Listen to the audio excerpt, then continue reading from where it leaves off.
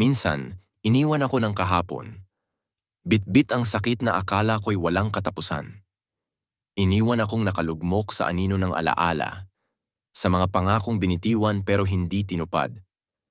Dumaan ang panahon, dahan-dahang nagkulay muli ang mundo, unti-unting bumalik ang sigla ng puso, at natutunan kong bumangon mula sa guho ng isang pagmamahal na akala ko'y panghabambuhay.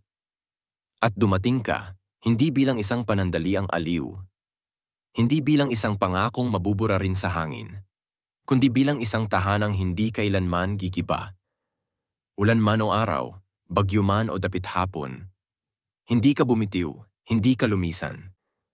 At sa bawat paghinga ng oras, sa pagitan ng mga yakap at titig, ipinapangako kong hindi kita hahayaang mag-isa.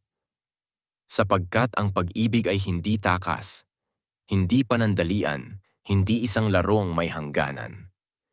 Ito ay ikaw at ako, hawak kamay, magkasama hanggang sa wakas ng panahon.